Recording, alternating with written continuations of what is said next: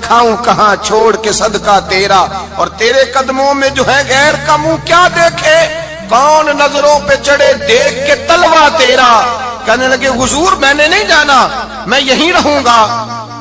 چچا اور باپ نے دیکھا تو کہنے لگے بیٹا تو غلامی چھوڑ کے نہیں جائے گا، تو ملازمت چھوڑ کے بادشاہی میں نہیں جائے گا۔ تو آپ کے والد کو آپ فرمانے لگے ابا جی ذرا 2 گھڑیاں یہاں رہ کے تو دیکھیں، یہاں 2 گھڑیاں رہ کے تو دیکھیں۔ فرمایا یہاں ملازموں کا وہ اعزاز ہے جو شہزادوں کا ہوا کرتا ہے، یہاں خادموں کی وہ عزت ہے۔ اور پتہ پھر ان کو مقام کیا ملا، یہ واحد شعبیاں جن کا نام اللہ نے قرآن پاک میں بیان فرمایا ہے، نام اللہ نے قرآن مجید میں بیان فرمایا۔ حضور کا اپنے غلاموں کے ساتھ جو تعلق تھا، اپنے ملازموں کے ساتھ جو رشتہ تھا، بڑا آدمی آتا ہے نا، بڑا آدمی تو لوگوں کی سانس سوکھ جاتے ہیں، اٹھ کے ملتے ہیں، بڑا کچھ کرتے ہیں۔ مزدور آتا ہے تو لوگ اوے کہہ کے پکارتے ہیں، ان کو خبر ہی نہیں کہ اس شخص کا اعزاز کتنا ہے۔ حضرت انس بن مالک رضی اللہ تعالیٰ عنہ فرماتے ہیں میں چھوٹا سا تھا، میری اماں مجھے حضور کے گھر چھوڑ گئی، میں نے 10 سال نوکری کی نبی پاک کی۔ کتنے سال بولیے؟ 12ویں دن لوگ کہتے ہیں بس بھائی ختم ہو گیا، اب فرینکنس ہو گئی ہے، اب جو مرضی تیرے ساتھ کریں گے۔ 10 سال نوکری کی میں نے، لیکن جناب انس فرماتے ہیں نبی پاک نے کبھی مجھے اف تک بھی نہیں کہا تھا، اف تک بھی نہیں کہا تھا، اف تک بھی۔ حضور نے بھیجا جاؤ فلاں آدمی کو بلا کر کے لاؤ۔ حضرت انس بن مالک رضی اللہ تعالیٰ عنہ فرماتے ہیں میں بلانے گیا، بچہ تھا چھوٹا سا، رستے میں بچے کھیل رہے تھے تو میں ان کے ساتھ کھیلنے لگا، محو ہو گیا، مجھے پتہ ہی نہ چلا وقت کا۔ حضور نے جب مجھے بھیجا تو فرمایا جلدی جانا اور جلدی آنا، اب مجھے خبر ہی نہیں، بڑی دیر ہو گئی۔ حضور وہاں انتظار کر کر کے خود تشریف لائے، کہتے جب نبی پاک آئے تو میں بچوں کے ساتھ کھیل رہا تھا، حضور نے جب مجھے کھیلتے ہوئے دیکھا، میری اچانک نظر پڑی تو میرے ہوش اڑ گئے۔ حضور نے تو کہا تھا جلدی آنا، اور میں یہاں کھیلنے لگا، یہاں اتنا الجھا کہ مجھے خیال نہیں رہا کس کام آیا ہوں۔ حضرت انس فرماتے ہیں میں ڈرنے لگا، جیسے جیسے حضور قریب آتے میری ٹانگیں کانپتی۔ فرماتے ہیں جب نبی پاک قریب آئے تو قربان جاؤں معصوم آمنہ کے، فرماتے ہیں حضور نے میری گردن پہ تھپکی دی اور حضور نے ہنس کے فرمایا او بھائی لگتا ہے تو کھیل میں گم ہوا ہے تو تجھے یاد ہی نہیں رہا میں نے کس کام بھیجا تھا، تجھے یاد ہی نہیں رہا۔ کہ یا رسول اللہ صلی اللہ علیہ وسلم میں بھول گیا تھا، میں ابھی جاتا ہوں۔ کیا انداز ہے، کیا شفقت ہے، کیا رنگ ہے۔ حضور میں ابھی گیا اور ابھی آیا۔ نبی پاک نے فرمایا نہیں یار تو کھیل میں خود ہی چلا جاتا، تو کھیل یہاں میں خود جاتا۔ یہ اعزاز، یہ فضیلت، یہ درجہ کس نے ذروں کو اٹھایا اور صحرا کر دیا، یہ کس نے قطروں کو ملایا اور دریا کر دیا، یہ کس کی حکمت نے یتیموں کو کیا در یتیم اور غلاموں کو دنیا بھر کا مولا کر دیا، یہ کس نے اتنا۔ میرے بھائی مزدور کو حضور نے اعزاز دیا، نبی پاک اپنے ہاتھ سے کام کرنے والے کے ساتھ اس نے سلوک کرتے، محبت کرتے، پیار کرتے۔ ایک بوڑھی اماں تھی جو مسجد میں جھاڑو دینے کی مزدوری کرتی تھی۔ کیا کام کرتی تھی؟ دعا کریں اللہ ہم سب کو مسجد کی صفائی کی توفیق عطا فرمائے۔ بوڑھی اماں تھی، مسجد کی صفائی کرتی تھی، نوکری کرتی تھی، بیمار ہو گئی، بخاری شریف میں موجود ہے۔ اللہ کے محبوب صلی اللہ علیہ وسلم روز تیمارداری کرنے جاتے، ایک وقت ایسا آیا کہ دن میں 2 مرتبہ حضور تیمارداری کرنے جاتے۔ ایک شام نبی پاک نے فرمایا اس کا انتقال ہو جائے تو مجھے اطلاع کرنا۔ صحابہ کہتے ہیں رات کے وقت ان کا انتقال ہوا، ٹھنڈ کا موسم تھا، ہم نے حضور کو تکلیف دینا مناسب نہ سمجھا، ہم نے دفن کر دیا۔ سویرے اللہ کے حبیب نے پوچھا تم نے مجھے اطلاع کیوں نہیں دی؟ حضور سردی بڑی تھی۔ کون جاتا ہے مزدوروں کے جنازوں میں؟ کون جاتا ہے مزدوروں کے جنازے میں؟ یہاں تو اب جنازے بھی سیاسی ہو گئے ہیں، اب تو کوئی بہت بڑا امیر آدمی فوت ہو جائے تو وہاں رش ہوتا ہے، وہاں رش ہوتا ہے، غریبوں کا تو جنازہ بھی کوئی نہیں پڑتا۔ حضرت جناب سیدنا ابو ہریرہ رضی اللہ تعالیٰ عنہ فرماتے ہیں حضور نے فرمایا مجھے اطلاع کیوں نہیں دی؟ تمہیں اس کے اعزاز کا نہیں پتا؟ وہ مزدور تھی مسجد میں جھاڑو دیتی تھی، تم نے خبر ہی نہیں دی؟ حضور وصال ہو گیا، فرمایا چلو مجھے بتاؤ قبر کہاں ہے۔ حضور سارا کچھ جانتے ہیں لیکن یہ ساری تمہید اس لیے بیان کی کہ ایک مزدور کی شان واضح ہو جائے۔ فرمایا بتاؤ قبر کہاں ہے؟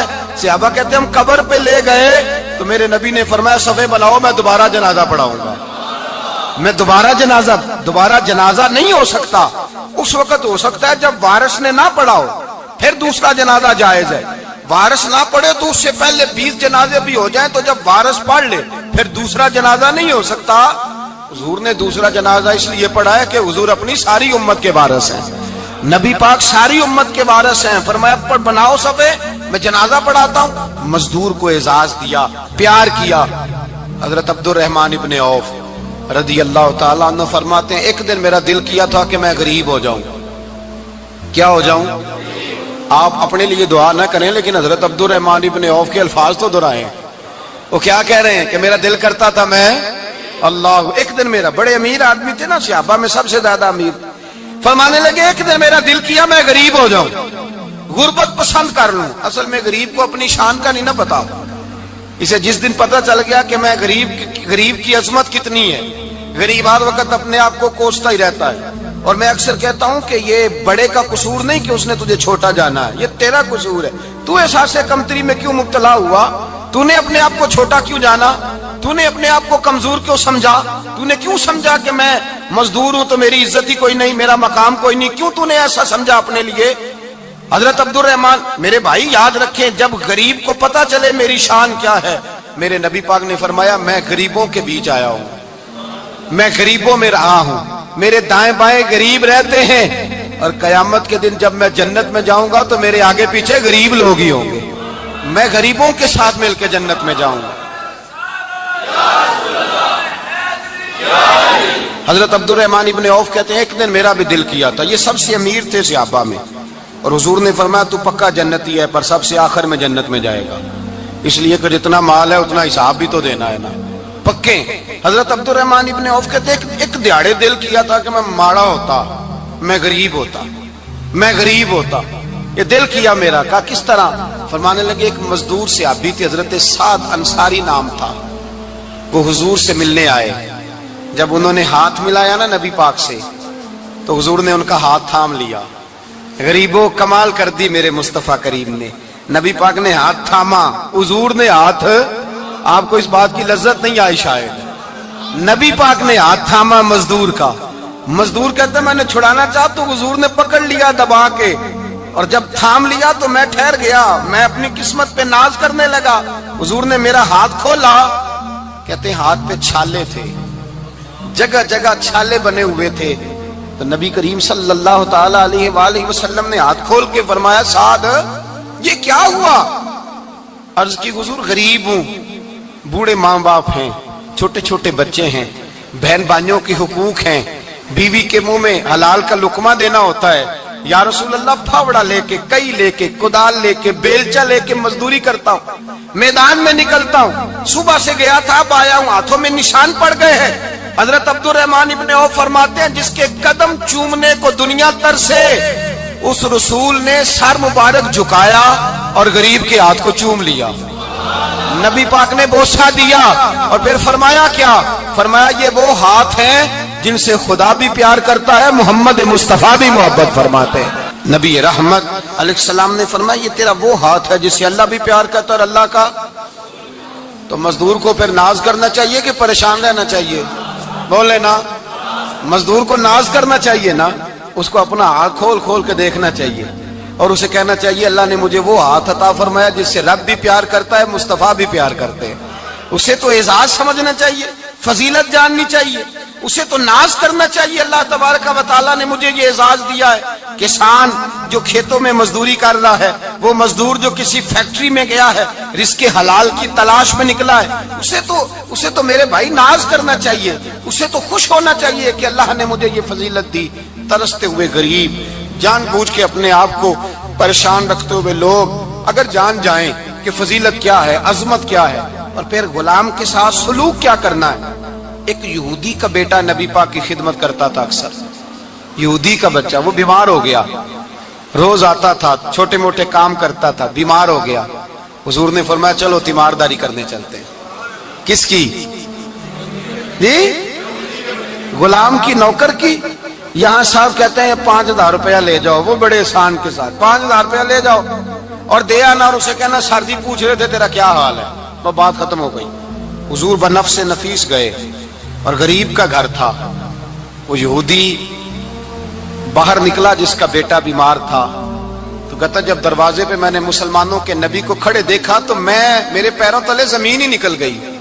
میں نے کہا حضور مجھ غریب کی کٹیا میں کیسے آئے؟ پر میں تجھے پتا ہے نا تیرا بچہ میری نوکری کرتا تھا یا کبھی مار ہو گیا میں تیمارداری کرنے آیا. وہ یہودی کہتا مجھے خیال یقین ہی نہ آئے کہ میرے گھر میں حضور تو امیر حرم میں غریب بے نوا تو کجا من کجا میرے گھر میں حضور آئے. کہتے کہاں ہے ہمارا پیارا؟ حضور وہ لیٹا ہوا ہے. صحابہ کہتے ہیں نبی پاک سرانے گئے تو اس کا آخری وقت تھا, تھوڑا سا ٹائم تھا. میرے مصطفیٰ نے فرمایا تو میری نوکری کرتا تھا, آج میں تیری تیمارداری کرنے آیا ہوں. غلاموں سنو, جو رسول اللہ کی نوکری کرے آخری وقت آئے تو اللہ کے رسول پہنچ جایا کرتے ہیں, حضور پہنچ جایا کرتے ہیں. نجم کی ہے خدا آرزو ہے یہی, عاشق زار کی آبرو ہے یہی, موت کے وقت سر ان کے قدموں میں ہو, دید ہوتی رہے دم نکلتا رہے. حضور پہنچ جاتے ہیں. نبی پاک تشریف لائے, بیٹھے سرانے. حضور نے جب اپنا برف سے ٹھنڈا اور کستوری سے زیادہ خوشبو والا ہاتھ اس کے بالوں میں پھیرا, آنکھیں کھولی, حضور نے فرمایا چل کلمہ پڑھ جا, چل میرا کلمہ پڑھ جا. ساری دنیا در رسول پہ آ کے کلمہ پڑھے اور حضور اسے کلمہ پڑھانے گھر تشریف لے گئے. یہ ایک مزدور کو, ایک محنت کرنے والے کو اعزاز دیا. گھر گئے, کلمہ پڑھ لے. اس نے اپنے والد کی طرف دیکھا اور والدہ کی طرف دیکھا, ماں باپ یہودی ہیں, رونے لگے. کہنے لگے بیٹا یہ ہم سے زیادہ بڑھ کر تیرے حق میں خیر خواہ ہے, جیسے کہتے ہیں کر لے. اس نے کلمہ پڑھا اور حضور کی گود میں لوٹ پوٹ ہونے لگا. کلمہ پڑھا, روح پرواز کر گئی. شارحین کہتے ہیں جب نبی پاک وہاں سے نکلے تو حضور نے فرمایا اٹھاؤ اس کی میت کو. ماں باپ کہنے لگے کہاں لے جانا ہے؟ فرمایا ہم اپنے طریقے کے مطابق غسل کفن کریں گے, اس لیے کہ جو کلمہ پڑھ جائے پھر وہ میرا ہو جایا کرتا ہے, میرا ہو جایا کرتا ہے. بھائی یاد رکھیں, مزدور کو حضرت ربیعہ بن کعب فرماتے ہیں میں حضور کو وضو کراتا تھا, رات کا وضو میری ذمہ داری تھی, صرف ایک وضو رات کا. ہمارے ہاں تو 25 سال مزدور مزدوری کر کے چلا جاتا ہے, پر وہ مزدور ہی رہتا ہے, وہ مزدور ہے, اس کا کوئی اعزاز نہیں, کوئی اس کے لیے وہ کہتے ہیں اب بابا جی آپ کو کھانسی زیادہ آتی ہے, اپنے بیٹے کو لگا دیں, کسی اور کی ڈیوٹی لگا دیں, اب آپ کام نہیں کر سکتے. 25 سال نوکری کی, ملا کیا؟ حضرت ربیعہ کہتے ہیں میں وضو کراتا تھا رات کا. میرے نبی پاک نے فرمایا شادی کیوں نہیں کرتا؟ تو میں نے کہا یا رسول اللہ نہ میرے پاس حسن ہے, نہ پیسے ہیں, نہ کوئی کاروبار ہے, مجھے کون رشتہ دے گا؟ میرا روپ بھی نہیں تے میرا رنگ بھی نہیں, میں نے یار مناؤن دا ٹانگ بھی نہیں, کون مجھے رشتہ دے گا؟ کہتے ہیں حضور خاموش ہو گئے. دوسرا دن آیا تو میں وضو کرانے پہنچا تو نبی پاک نے فرمایا شادی کیوں نہیں کرتا؟ کہتے ہیں میں نے کہا حضور کون رشتہ دے گا؟ وہی 3 باتیں دہرائیں, نہ پیسے ہیں, نہ حسن ہے, نہ کوئی کاروبار ہے, نہ مکان ہے. فرمایا حضور نے تیسرے دن پھر کہا. جب دوسرا دن ہوا نا تو حضور نے کہا, حضور خاموش ہوئے میرے جواب پر. میں نے کہا یار کتنا بیوقوف ہوں, حضور روز پوچھتے ہیں اور میں جواب ہی نہیں دیتا. کہتے ہیں تیسرے دن میں نے ارادہ کیا آج نبی پاک پوچھیں گے تو میں کہوں گا حضور جیسے دل کرتا ویسے ہی کرا دیں. کہتے ہیں تیسرے دن میں گیا, سارا وضو کرا لیا, پر نبی پاک نے پوچھا ہی نہیں. میں ارادہ کر کے گیا تھا کہ آج پوچھیں گے تو بتا دوں گا, حضور نے پوچھا ہی نہیں. فرماتے ہیں وضو مکمل ہو گیا, میں دروازے تک چلا گیا تو مصطفیٰ نے آواز دی. فرمایا واپس پلٹنا, میں پلٹا تو حضور نے فرمایا تو شادی کیوں نہیں کرتا؟ کہتے ہیں میں کھل کے مسکرایا. میں نے کہا محبوب تیرے کرم پہ قربان جاؤں, کیا انداز محبت ہے, حضور مہربانی کریں کرا دیں. فرمایا فلاں سردار کے پاس جا, ایک وضو کراتے ہیں, اور اعزاز حضور نے کتنا دیا, جا سردار کے پاس اور اسے جا کے کہہ کہ اللہ کے رسول فرماتے اپنی بیٹی کا نکاح تیرے ساتھ کر دے. فرماتے میں گیا, ماں باپ کو بڑی فکر ہوتی ہے بیٹیوں کی. وہ کہنے لگا میں شام کو خود نبی پاک کی بارگاہ میں آؤں گا. کہتے میں باہر نکلنے لگا تو وہ بچی پردے کی اوٹ سے بولی, کہنے لگی غلام ٹھہر جا, ابا جی آپ کو میری فکر ہے, اماں جی میری فکر ہے, میری فکر نہ کریں اور یہ نہ دیکھیں آیا کون ہے, یہ دیکھیں بھیجا کس نے ہے. آپ مجھے حوالے کریں نبی پاک کے, حضور کے حوالے کریں, اللہ رسول مجھے کبھی ضائع نہیں کریں گے. حضرت ربیعہ کہتے ہیں حضور نے میری شادی کا بندوبست کیا. حضرت بریدہ اسلمی سے کہا کہ تو اس کے لیے کھجور کی گٹھلی کے برابر سونا لا. حضرت حارثہ بن نعمان سے کہا تو اس کے لیے ایک کمرے کا حجرے کا بندوبست کر. حضرت عثمان غنی سے کہا تو نے ولیمہ کرانا اس کا؟ فرمایا میں تو تھوڑی نوکری کرتا تھا، مصطفیٰ نے ساری زندگی کا ہی بندوبست فرما دیا۔ یہ مزدور کے ساتھ حضور کا انداز ہے۔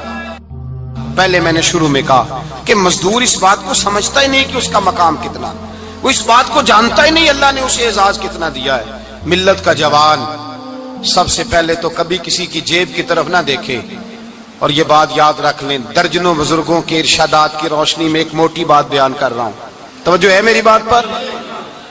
جس کی توجہ دوسروں کی جیب پہ ہوتی ہے وہ رسوا ہو جاتا ہے۔ کاہل لوگ جو زندگی میں صرف ہاتھ پھیلانے کے عادی ہوتے ہیں، ان کے دامن میں سوائے رسوائی کے کچھ نہیں آتا، ان کے حصے میں سوائے بدنامی کے کچھ نہیں آتا، اور جو اپنی بازو کی قوت کے زور پر، اقبال کہتے ہیں اپنی دنیا آپ پیدا کر اگر زندوں میں ہے، سر آدم ہے ضمیر کن فکاں ہے زندگی، اپنے لیے خود جینا سیکھیں، ملت کے لیے کچھ کرنا سیکھیں۔ معاشرے کے اندر اس سے ادھار پکڑ کے اس کو دے دیا تو اس سے پکڑ کے اس کو دے دیا، 2 دن اس کے پاس چلے گئے لینے تو 4 دن اس کے پاس چلے گئے، کبھی کو دوست باہر سے آ گیا تو اس کے پیچھے بھاگنے لگے، چاپلوسی کرنے لگے، 2-4 جوڑوں کی خاطر، ایک موبائل کی خاطر، چھوڑیں اس دھندے سے باہر آئیں۔ میں نے کہا ایک پیشہ برا ہے، ایک پیشہ، اور وہ ہے ہاتھ پھیلانا، باقی کوئی پیشہ برا نہیں۔ 18 گھنٹے مزدوری کرو، نکلو باہر، نکلو میدان میں آؤ، جدوجہد کرو، مزدوری کرو جب تیرا ہاتھ مزدوری تک جائے، اور یاد رکھو رزق حلال کھانا ہے اور رزق حلال ہی کھلانا ہے، یہ وقار ہے، رزق حلال مومن کا وقار ہے۔ جو لوگ لقمہ حرام کھاتے ہیں وہ اپنا وجود کھو بیٹھتے ہیں، روحانی طاقتیں کھو بیٹھتے ہیں۔ میرے اعلیٰ حضرت رحمت اللہ علیہ فرماتے ہیں جس کا نماز میں دل نہ لگے، جس کا مسجد جانے کو دل نہ کرے، جس کا عبادت پہ توجہ نہ ہو، جس کا دین کی طرف رغبت نہ ہو، اسے غور کرنا چاہیے کہ اس کا کہیں رزق میں لقمہ حرام تو شامل نہیں ہو گیا۔ فرمایا جب لقمہ حرام شامل ہوتا ہے تو اللہ تبارک و تعالی معرفت کا نور چھین لیتا ہے، پھر انسان کی زبان سے تاثیر چلی جاتی ہے، پھر اس سے سجدوں کی جو کیفیت ہوتی ہے وہ روٹ جاتی ہے، درود و سلام کے ذائقے نصیب نہیں ہوتے۔ میرے مصطفیٰ کریم صلی اللہ علیہ وسلم گزر رہے تھے، ایک آدمی دعا مانگ رہا تھا، یا رب یا رب یا رب یا رب کہہ رہا تھا، نبی پاک نے فرمایا یہ قیامت تک بھی دعا مانگے تو اس کی قبول نہیں ہوگی۔ صحابہ نے کہا حضور آپ تو رحمت للعالمین ہیں اور آپ فرما رہے ہیں اس کی دعا قبول نہیں ہوگی۔ نبی پاک نے فرمایا اس لیے قبول نہیں ہوگی کہ جو کپڑے پہنے ہیں وہ بھی حرام پیسوں کے ہیں، اور جو اس نے کھایا ہے وہ بھی حرام پیسوں کا ہے، اور جو پیا ہے وہ بھی حرام پیسوں کا ہے۔ کیسے اس کی التجا اس کی بارگاہ میں قبول ہوگی جب یہ لباس سے لے کر خوراک تک اور خوراک سے لے کر مشروب تک ہر چیز ناجائز پیسے، تو معرفت کا حسن کیسے پیدا ہوگا؟ فجر میں آنکھ کیسے کھلے گی؟ قرآن پاک کی طرف دل کیسے جائے جب تیرے اندر رزق حلال جاتا ہے؟ حضرت بایزید بستامی فرماتے ہیں تو محنت کر کے حلال کی روٹی کھا، وہ تیرے وجود کے اندر جا کے نور بن جائے گی، اور ایسا نور بنے گی کہ وہ روٹی تجھے صبح خود جگا کے بیدار کرا کے اللہ کی بارگاہ میں جھکا دے گی۔ رزق حلال کھائیں، محنت کریں، جدوجہد کریں۔ حاتم طائی بہت بڑا سخی تھا، کسی شخص نے ایک دن حاتم طائی سے پوچھا کہ تو نے کبھی اپنے سے بھی بڑا سخی دیکھا ہے؟ کہنے لگا ہاں میں نے اپنے شہر کا ایک بابا دیکھا تو مجھ سے بھی زیادہ سخی ہے، مجھ سے بھی زیادہ سخی، مجھ سے بھی زیادہ تھا، تجھ سے زیادہ؟ کہنے لگے میں نے سارے شہر کی دعوت پکائی، چھوٹے بڑے امیر غریب سارے آئے، دعوت پکائی سارے شہر کی، سب لوگ آئے، ہر آدمی کو میں نے بلایا، علماء کو، ادیبوں کو، شاعروں کو، تاجروں کو، صنعت کاروں کو، سب کو دعوت دی۔ میں نے سوچا کہ ذرا دیکھوں تو صحیح پلٹ کے کوئی رہ تو نہیں گیا جو آیا نہ ہو۔ چہرے پہ میں نے نقاب ڈالا اور میں باہر نکلا، ایک ضعیف بزرگ لکڑ آ رہا، جنگل میں لکڑیاں کاٹ رہا ہے۔ میں اس کے پاس گیا تو میں نے کہا بابا تجھے نہیں پتا آج حاتم طائی کی دعوت ہے، تو نہیں گیا؟ کہنے لگا بیٹا مجھے خبر آئی تھی، اطلاع ملی تھی پر میں نہیں گیا۔ تو کیوں نہیں گیا؟ کہنے لگے مجھے ہاتھ کی کمائی کر کے کھانے کا چسکا لگ گیا ہے، مزہ لگ گیا ہے ہاتھ کی کمائی کھانے کا، اب مجھے دوسرے کے دسترخوان پر ذائقہ نصیب۔ ہمارے معاشرے کا تو المیہ ہے، لوگوں کو لذت ہی دوسرے کے دسترخوان پہ آتی، مفت کی روٹی کا ذائقہ نصیب ہوتا ہے، مجھے اپنے ہاتھ کی کمائی کا ذائقہ لگ گیا ہے، اب میں وہاں نہیں جاتا۔ کہتے ہیں میں پلٹنے لگا تو بابے نے بلایا، کہنے لگا ادھر آ یار۔ میں گیا تو اس نے 5 آنے نکالے، کہنے لگا حاتم طائی کا جو بندہ لنگر پکانے والا ہوا نا، یہ 5 آنے اسے دے دینا، حاتم طائی کو ضرورت نہیں میرے پیسوں، تو بڑا امیر آدمی ہے۔ یہ اس کو دے دینا 5 آنے لنگر والے کو، اور اس کو کہنا بڑے بڑے نیک لوگ آئے ہیں دعوت میں، 5 آنے میرے بھی شامل کر لیں، اور میرے ہاتھ کی کمائی چلو میری بھی روٹی کوئی کھا لے گا، کوئی اچھا آدمی میرے حصے کے میرے دیے ہوئے پیسوں سے لقمہ کھا لے گا تو اجر مل جائے گا۔ حاتم طائی کہتے ہیں میں نے کھینچ کے نقاب اتارا اور بابے کو کہا یار سینے سے لگ جا، میں تو مالدار ہو کے سخی ہوں، تو غریب ہو کے بڑا سخی ہے، تو غریب ہو کے بڑا سخی ہے، تیرے اندر اتنی خودداری عزت نفس۔ میرے بھائی جس کا ہاتھ پھیلا ہوا ہے اس کا سمٹے گا نہیں، جس کا ہاتھ پھیلا ہوا ہے اس کا سمٹے گا نہیں۔ جس آدمی نے، میرے نبی پاک صلی اللہ علیہ وسلم نے فرمایا جس نے اپنی ذات پر سوال کا دروازہ کھول لیا اس نے اپنے اوپر فقر کا دروازہ کھول لیا۔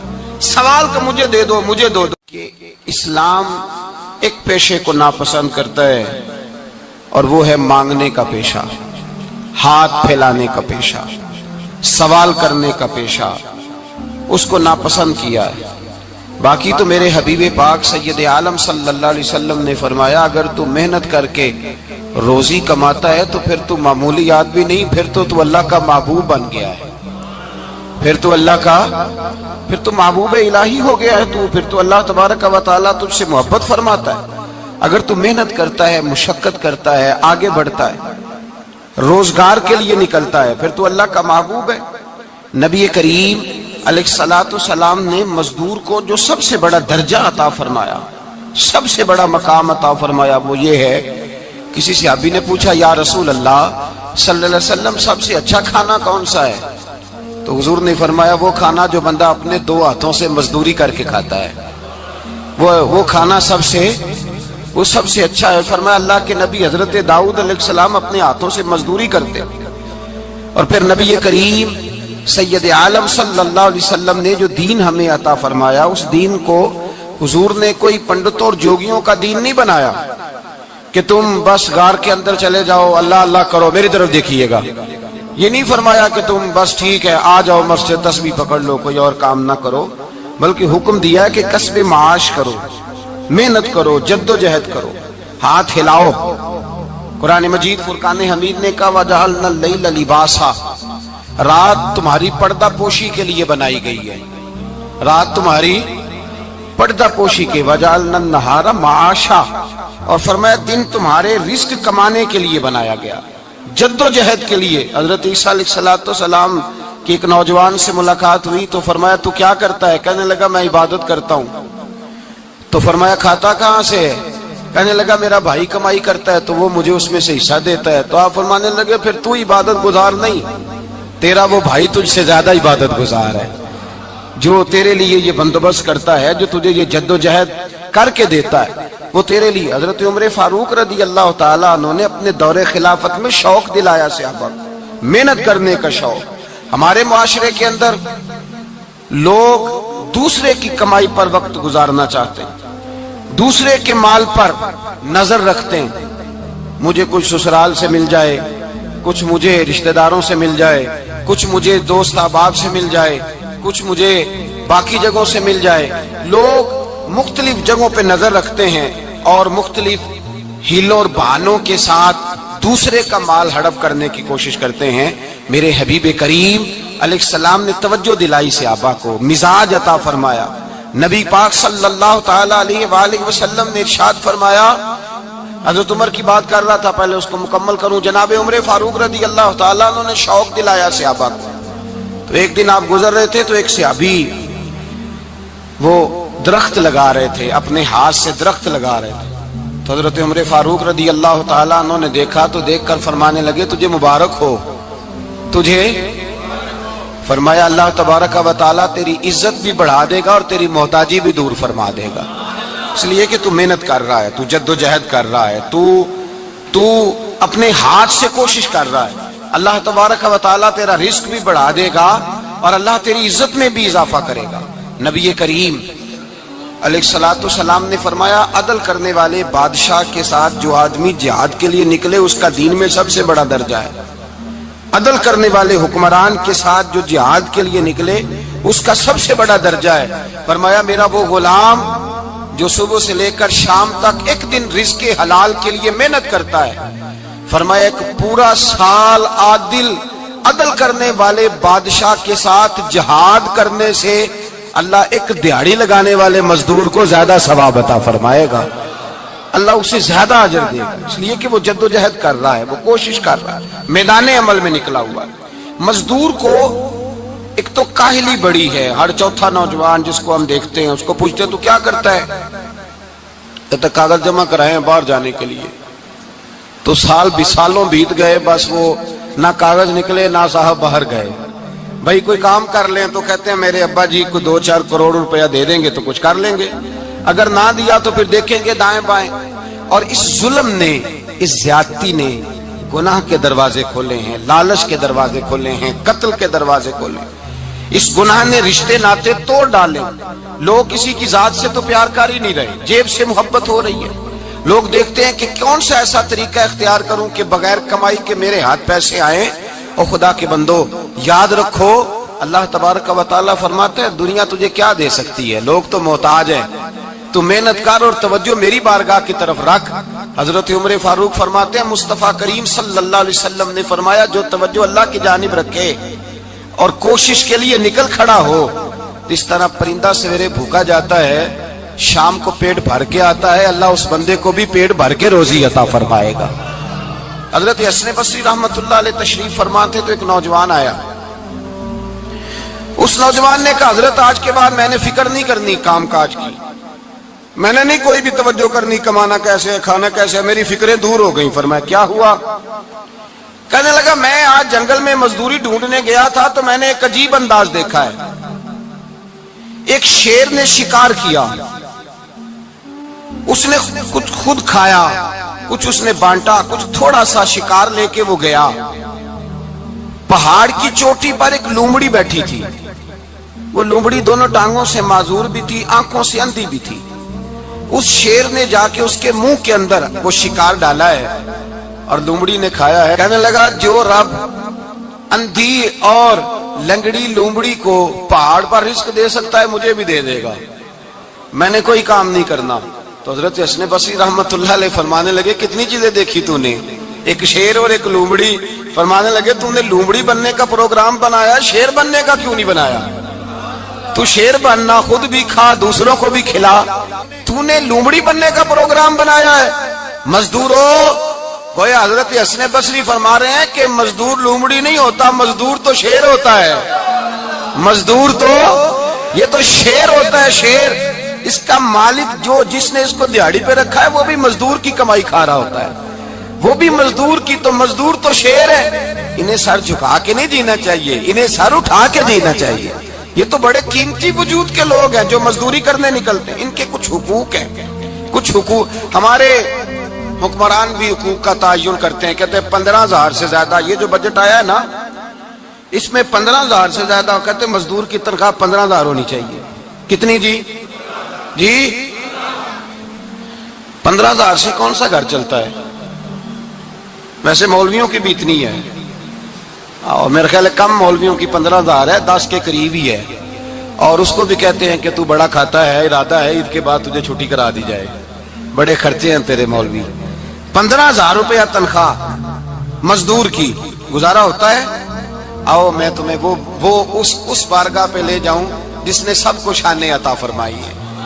حضرت ابوبکر صدیق رضی اللہ تعالیٰ عنہ خلیفۃ المسلمین بنے، خلیفہ بنے تو سویرے جس رات خلیفہ بنے سویرے سر پہ ٹوکری رکھی، منڈی کی طرف جا رہے ہیں۔ حضرت عمر فاروق رضی اللہ تعالیٰ عنہ مولا علی شیر خدا کو کسی نے بتایا کہ وہ تمہارا خلیفہ تو جا رہا ہے مزدوری کرنے، وہ تو جا رہا ہے کمائی کرنے۔ حضرت علی شیر خدا مولا کائنات جناب فاروق اعظم دونوں نے رستے میں روکا کہ ابو بکر کہاں جا رہے ہو؟ فرمانے لگے کام کرنے جا رہا ہوں، مزدوری کروں گا، منڈی میں جاؤں گا، تجارت کرتا تھا اس کو جاری رکھوں گا، بچوں کا پیٹ بھی تو پالنا ہے۔ اب تمہاری حکومت کے پیچھے بچے تو نہیں نا بھوکے مروا لینے، میں نے کچھ کرنا تو ہے۔ حضرت عمر کہنے لگے چلا آ کے بیٹھ، ہم صحابہ کو اکٹھا کرتے ہیں اور مال غنیمت سے تیرا وظیفہ لگاتے ہیں، آپ کو وظیفہ ملے گا ماہانہ، تو آپ بیٹھ کر کے مسجد میں تو ڈیوٹی کریں۔ بیٹھ گئے، مشاورت ہوئی تو حضرت ابوبکر صدیق رضی اللہ تعالیٰ عنہ سے پوچھنے لگے جناب بتلائیے آپ کا کتنا وظیفہ لگایا جائے؟ تو ابو بکر صدیق فرمانے لگے اتنا لگا دو جتنی ایک مزدور کی تنخواہ ہوتی ہے. تو ایک صحابی بول کے بڑے میٹھے اور دھیمے لہجے میں کہنے لگے ابو بکر اگر تیرا گزارا نہ ہوا تو ابو بکر صدیق فرمانے لگے اگر میرا گزارا نہ ہوا تو میں مزدوروں کی تنخواہوں میں اضافہ کر دوں گا. اگر مزدوروں کے گھر جلنے لگیں گے تو میرا بھی چلے گا. میں ان کی تنخواہیں بڑھاؤں گا صرف اپنی. تو مزدور کے حقوق کا تعین کیا. سب سے پہلے تو میرے نبی پاک علیہ السلام نے منع فرمایا جس کو مزدوری پر رکھو پہلے اس کے ساتھ اجرت طے کرو. حضور صلی اللہ علیہ وسلم نے فرمایا جب تک اجرت واضح نہ ہو جاؤ کسی کو کام پر، جب تک اجرت واضح نہ ہو جائے، مکمل نہ ہو جائے کہ کیا دینا ہے، طے کریں. کیا لوگے جو جناب دے دیں گے لے لوں گا، شریعت اس کو پسند نہیں کرتی، محبوب نہیں رکھتی. پہلے اس کے ساتھ پہلا حق مزدور کو یہ دیا کہ اس کی اجرت پہلے، بولیے اجرت پہلے اجرت طے ہوگی، یہ پہلا حق ہے. اور مزدور کا دوسرا حق کیا بیان کیا میرے نبی پاک نے؟ فرمایا جب، اور یہ ایسی اعلیٰ بات ہے کہ جتنے حقوق لکھنے والے ہیں نا، جتنے بین الاقوامی سطح پر انسانی حقوق کا چارٹر بنانے والے ہیں، وہ کہتے ہیں کہ یہ ایسا نقطہ حضور نے بیان کر دیا ہے کہ اس سے آگے کو بڑھ ہی نہیں سکتا. یہ ایسی بات ہے کہ جس کی شرح بھی کوئی نہیں کر سکتا. میرے حبیب کریم علیہ الصلوۃ والسلام نے فرمایا پہلے طے کرو. اور کیا خوبصورت لفظ ہے، قانون بنا دیا. فرمایا جب مزدور مزدوری کر لے تو اس کا پسینہ خشک ہونے سے پہلے اسے ادا کر دینا. اس کا پسینہ خشک ہونے سے پہلے اسے اس کی مزدوری دے دو. بیچارے نے محنت کی ہے، اپنے گھر جائے. یہ نہیں کہ اس نے مزدوری کیا تو تم نے کہا نہیں ادھر سے پینٹ صحیح نہیں ہوا، یہ تو لے جا 2000 اور پھر میں تیرا حساب کروں گا، ابھی ذرا میں چیک کرا لوں 2-4 لوگوں کو بلا کر کے. وہ فلاں جگہ سے نا ایک کونا خالی رہ گیا. اللہ سے ڈرنا چاہیے. اگر اللہ تبارک و تعالی نے 2-1 آدمیوں کو ملازم آپ کا بنا دیا ہے تو پھر خیال ہونا چاہیے. ایک صحابی اپنے خادم غلام کو مار رہے تھے تو میرے نبی پاک تشریف لائے. فرمایا کیوں اسے مار رہا ہے؟ حضور غلطیاں بڑی کرتا ہے. تو نبی پاک نے فرمایا جتنا تجھے اس پر اختیار ہے نا اس سے کہیں بڑھ کر میرے رب کو تیرے اوپر بڑا اختیار ہے. کہا حضور یہ بڑی غلطی کرتا ہے، میں آخر کتنا معاف کروں؟ تو حضور نے فرمایا اتنا معاف کر جتنا میرا رب تجھے معاف فرماتا ہے. پتہ ہے تیری صبح سے لے کر شام تک کتنی کوتاہیاں ہیں. درگزر کا حکم دیا. پہلا حق یہ دیا مزدوری طے کرو. دوسرا حق یہ دیا پسینہ خشک ہونے سے پہلے ادا کرو. تیسرا حق یہ دیا کہ اس سے درگزر کرو، غلطی ہو جائے تو درگزر کرو. تو یا رسول اللہ مزدوری کتنی دیں؟ میرے نبی پاک بخاری مسلم حضور سید عالم صلی اللہ علیہ وسلم نے فرمایا مزدور کا حق بیان کیا نبی پاک نے، اور ایک بات ارشاد فرمائی تو اس کے اندر کئی پہلو، ایک حدیث میں کئی پہلو بیان فرمائے. حبیب پاک نے فرمایا جیسا تم کھاتے ہو ویسا ہی اسے کھلانا. کوئی نہیں، آپ شاید سو رہے ہیں کچھ حضرات. جیسا خود کھاتے ہو ویسا ہی، بھئی بس ختم ہو گئی بات. اتنی بڑی بات کر دی سرکار نے. کبھی دیکھا ہے آپ نے کہ مزدور کو ایسے کھلایا جا رہا ہو جیسا مالک کھا رہے ہیں؟ حضور نے فرمایا بھئی مزدوروں کا حق یہ ہے کہ جیسا تم نے کھانا ہے ویسا اسے کھلانا ہے، اور فرمایا جیسا تم نے پہننا ہے ویسا اسے پہنانا ہے. اور پھر میرے حبیب کریم علیہ الصلوۃ والسلام نے ارشاد فرمایا اس کی ہمت سے بڑھ کر تم اس پر بوجھ نہیں ڈال سکتے. جتنا کام وہ کر نہیں سکتا اتنا تم اسے دے نہیں سکتے.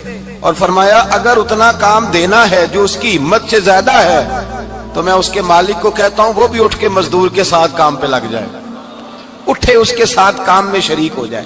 مزدوری کا بھی تعین فرمایا، اور پھر اس کو کام کس مقدار کا دینا ہے، مزدور کو کس قدر زیادہ اس پر بوجھ ڈالا جائے گا، یہ بھی مصطفیٰ کریم نے بیان فرمایا. فرمایا جو لا یکلف اللہ نفسا الا وسعها، اللہ بھی تم پر وہ بوجھ نہیں ڈالتا جو تم اٹھا نہیں سکتے. تو کسی مزدور کو تم ایسا کام نہیں بتاؤ گے.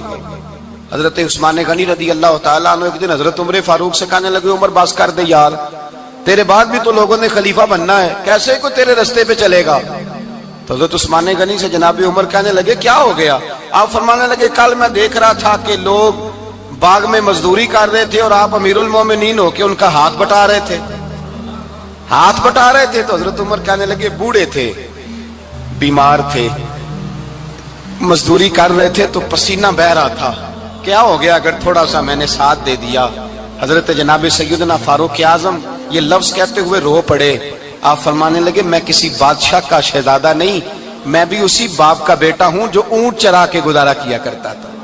मैंने आगे बढ़ के लोग हैसियत भूल जाते हैं, अपनी हैसियत भूल जाते हैं। अल्लाह तबारक व तआला जब कुछ अता करता है, उनका रवैया अपने मातहतों के साथ इतना सख्त और जाबिराना आमिराना हो जाता है, इस कदर ज्यादा उनके लबो लहजे में कड़वाहट आ जाती है, इस कदर ज्यादा उनकी तबीयतों के अंदर सख्ती और गुरूर भर जाता है कि वो एहसास ही नहीं करते कि जो सामने बैठा है वो बड़ा एक दुखी इंसान है और वो तकलीफ में है, वो आजमाइश में अपने आप को मुब्तला समझ रहा है। हजरत अबू ज़र गिफारी रदी अल्लाह ताला अन्हु फरमाते हैं, मैं अपने मातहतों के हक में बड़ा सख्त था, सख्त थी मेरी तबीयत, मेरे गुलामों की जुर्रत ही नहीं थी कि वो मेरे सामने गुफ्तगू कर सकें और ठहर भी सकें।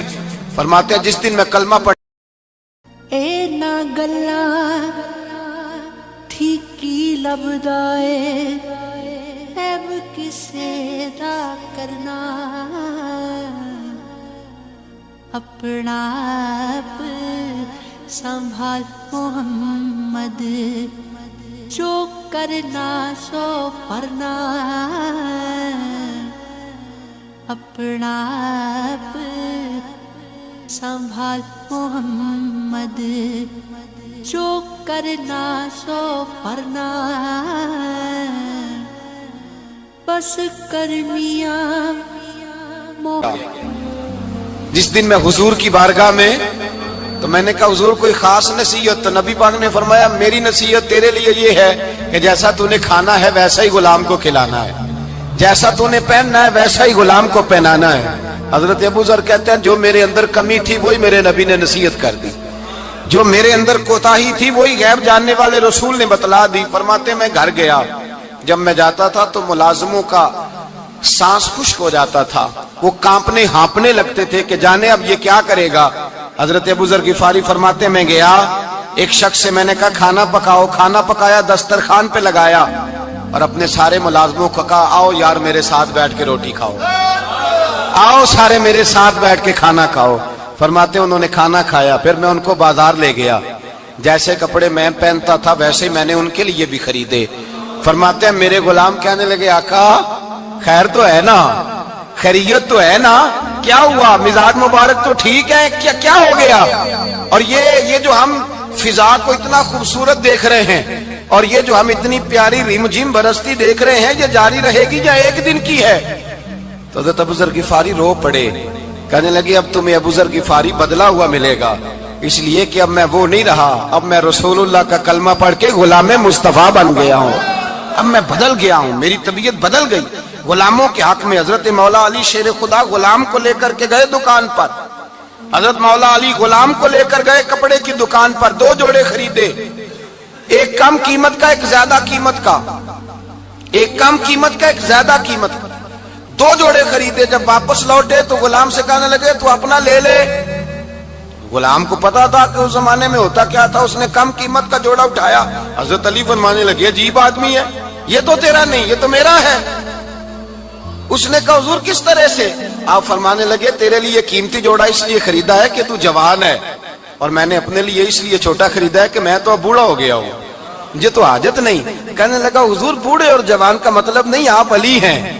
मन कुन्तु मौला वहाज़ा अलीयुल अली मौला, अली मौला, आप चूंकि मौला अली हैं और आप अमीरुल मोमिनीन हैं, लिहाजा आपने तख्त पर बैठना है, आपने सल्तनत को चलाना है, आप पहनिए। तो हजरत अली फरमाने लगे तू मेरा गुलाम बना है ना, तूने अभी मेरे नबी का दीदार नहीं ना किया, तू बाद में आया है ना, अगर तू उस दौर में होता तो जान जाता कि ये अमल मेरा है, पर इसके पीछे जो नसीहत के फूल है वो मुस्तफा के अता फरमाए हुए। तो भाई याद रखें नबी करीम सैयद आलम सल्लल्लाहु ताला अलैहि वसल्लम ने तायुन फरमाया मजदूर के हुकूक का, तायुन किया। हजरत हकीम बिन हिजाम कहते हैं मैं हुजूर की बारगाह में बैठा था तो नबी पाक सल्लल्लाहु अलैहि वसल्लम से मैंने कहा या रसूल अल्लाह आपको कौन सा आदमी पसंद है, कौन सा मेहनत करने वाला पसंद है। तो हुजूर ने फरमाया जिसके दोनों हाथ काम करें, दोनों पैर चलें और उसकी पेशानी पर पसीना आए वो बंदा मुझे बड़ा अच्छा लगता है। जिसकी پسینہ آئے. آج لوگ مزدوری نہیں کرتے, دائیں بائیں دیکھتے ہیں. لوگ اپنے اندر وہ توانائی, وہ غیرت, وہ خودداری پیدا نہیں کرتے. بھائی گردن کو جھکا دیتا ہے خیرات کا پتھر, جہاں میں مانگنے والوں کے سر کبھی اونچے نہیں ہوتے. اور ایک بار کہنے لگے غیرت ہے بڑی چیز جہاں نے تگ و دو میں, پہناتی ہے یہ فقر کو تاج سردارا. اپنے اندر یہ توانائی پیدا کرنی چاہیے, یہ کوشش کرنی چاہیے. میرے نبی کریم صلی اللہ علیہ وسلم نے فرمایا تمہارے بعض گناہ ایسے ہیں جو صرف تم مزدوری کرنے جاؤ گے تو اللہ تمہاری مزدوری کی وجہ سے ہی تمہارے گناہ معاف فرما دے گا. اللہ تمہاری محنت اور کوشش کے سبب سے تمہاری ان غلطیوں سے درگزر فرمائے گا. حبیب کریم سید عالم صلی اللہ علیہ وسلم نے فرمایا مزدور جب قیامت کے دن آئے گا, بھئی عالم تو آیا, صوفی تو آیا, درویش تو آیا, صحابہ تو آئے, ان کا آنا تو شفاعت کے لیے شمار کیا گیا. میرے مصطفیٰ نے فرمایا جب مزدور آئے گا, مزدور کی سب سے بڑی غلطی یہ ہے کہ مزدور اپنے آپ کو نیچ سمجھتا ہے. مزدور کی سب سے بڑی غلطی یہ ہے کہ یہ اپنے آپ کو چھوٹا سمجھتا ہے. اس کی زیادتی یہ ہے کہ یہ اپنی سوچ کو بڑا نہیں کرتا. یہ سمجھتا ہے نہیں کہ بھئی میں تو دو ہاتھوں کی محنت کی کمائی کھاتا ہوں, یہ آرزو کرم اور میں آپ سے کروں, یہ بھیک اس کو دیجئے جس کا خدا نہ ہو. مزدور کی زیادتی یہ ہے کہ یہ اپنے آپ کو چھوٹا جانتا ہے. میرے مصطفیٰ نے فرمایا جب مزدور محنت کرنے والا قیامت کے دن آئے گا تو اس کا چہرہ اس طرح چمکے گا جس طرح 14ویں کا چاند چمکا کرتا ہے. اس قدر اس کا چہرہ چمکے گا جب آئے گا وہ صبح قیامت. میرے بھائیوں مزدور ایک عظیم شخصیت کا نام ہے. محنت کرنا, اپنے دونوں ہاتھوں سے مشقت کرنا, جدوجہد کرنا. مجھے کئی سارے لوگ, میں جب ملک کے مختلف گوشوں میں جاتا ہوں تو کئی سارے لوگ کہتے ہیں آپ کے ابا جی کا مزار کدھر ہے, آپ کس مزار کے سجادہ نشین ہیں؟ تو میں ان سے کہتا ہوں میں سجادہ نشین نہیں, میں تو کسان کا بیٹا ہوں. اور میں اس شخص کا بیٹا ہوں جو رات کو 2 بجے اٹھ کے بھی گھر سے نکلتے تھے 2 نفل پڑھ کے. تو ہم پوچھتے تھے کہ اماں جی ابا جی کہاں گئے, تو کہتے تھے چند کھیتوں کو پانی لگانا تھا, اور رات کو رخصت ہو گئے. فخر کی بات ہے, یہ اعزاز کی بات ہے, یہ اعزاز کی بات ہے. ہم نے ساری زندگی ان کے ہاتھ پہ چھالے دیکھے, لیکن بات لفظ زبان پر یہی دیکھی کہ بیٹا عزت والا وہی ہوتا ہے جو اپنے ہاتھوں سے محنت کر کے روزی کھایا کرتا ہے. بھائی یاد رکھیں یہ اعزاز کی بات ہے. اعزاز, مزدور کا بیٹا فخر کرے, کسان کا بیٹا ناز کرے. وہ جو آدمی سویرے جاتا ہے ویلڈنگ کا پلانٹ لے کے کام کرنے, اس کا بیٹا ناز کرے. وہ جس کا باپ پھاوڑا چلاتا ہے, چھینی چلاتا ہے, تھوڑا چلاتا ہے, وہ ناز کرے. اور مزار صرف ان لوگوں کے نہیں ہوتے جو اللہ اللہ کرتے ہیں, ہو کرتے ہیں, وہ تو قابل اعزاز ہے اللہ کے بندے, ان کے بھی مزار ہوتے ہیں. مزار وہ بھی ہوتا ہے جس کو میرے مصطفیٰ نے فرمایا القاسب حبیب اللہ, جو محنت کرتا تھا, ہاتھوں سے جدوجہد کرتا تھا, وہ بھی تو اللہ کا دوست ہے نا, اس کا بھی تو مزار ہے نا, اس کی بھی تو قبر پر انوار ہے جو اللہ کا محبوب ہو کے گیا. تو بھائی اپنا اعزاز جانے سمجھے اس بات کو. میرے مصطفیٰ کریم صلی اللہ علیہ وسلم مزدور کو عزت دیتے, وقار دیتے, اور جو حضور کے گھر میں خادم ہوتے ان کی ناز برداری کرتے. ہمارے گھر میں جو بی بی برتن دھوتی ہے وہ ہمارے ساتھ بیٹھ کے روٹی نہیں کھا سکتی, اس کو یہ اجازت نہیں ہوتی. ہمارا جو مزدور ہوتا ہے نا, ایک صاحب کہنے لگے یہ بچہ میرے پاس کام کرتا ہے, اس کے ابا جی بھی کرتے تھے. تو میں نے کہا اس کا مطلب یہ ہے کہ تم نے آگے نہیں بڑھنے دیا, تم نے کہا مزدور ہی رہنا ساری زندگی, یہی رہنا میرے پاس, آگے نہ بڑھنا. میرے مصطفیٰ کریم سید عالم صلی اللہ علیہ وسلم کے پاس جو لوگ کام کرتے تھے, محنت کرتے تھے, مشقت کرتے تھے. ہمارا ملازم ڈرتا ہے, کامتا ہے, وہ بات کرتا ہے تو صاحب جی کہتے کہتے زبان تھکتی ہے, 100 دفعہ موڈ کو دیکھتا ہے, گالیاں کھاتا ہے بیچارہ, اس کی عزت نفس کو اچھالا جاتا ہے, اس کو رسوا کیا جاتا ہے, اور وہ بیچارہ رات کو رضائی میں منہ دے کے روتا ہے کہ یار میرے نصیب صرف اس لیے کمزور ہیں کہ میں غریب کے گھر میں پیدا ہوا ہوں. ہم احساس نہیں کرتے, اور مزدور کو کبھی موقع مل جائے جان چھوٹنے کا تو بھاگ جاتا ہے. ہمارا کردار اور اخلاق ایسا نہیں ہوتا. حضرت زید بن حارثہ رسول اللہ کے غلام تھے, نبی پاک کے گھر میں جھاڑو دیتے تھے, برتن مانجتے تھے. یہ بچپن میں اپنے قبیلے سے گم ہو گئے تھے, کسی نے اغوا کر کے لا کر کے بیچ دیا, گم ہو گئے تھے. حضور کی بارگاہ عالی مرتبت میں لائے گئے. حضرت زید بن حارثہ سارا دن کام کاج کرتے. کوئی آدمی آیا ان کے علاقے کا, مکہ مکرمہ, ان کو پہچان کر واپس گیا ان کے قبیلے میں, اور جا کے بتلایا کہ تمہارا بیٹا تو محمد ابن عبداللہ صلی اللہ علیہ وسلم کے پاس. اس وقت حضور نے بھی اعلان نبوت نہیں فرمایا تھا. ان کے والد حارثہ چچا لینے آئے اور نبی پاک کے پاس آئے تو 2 تھیلیاں اشرفیوں کی بھر کے لائے. کہنے لگے حضور یہ پیسے لے لیں, 2 تھیلیوں میں پیسے ڈالیں, دینار ہے درہم ہے, حضور لے لیں, ہمارا بیٹا دے دیں.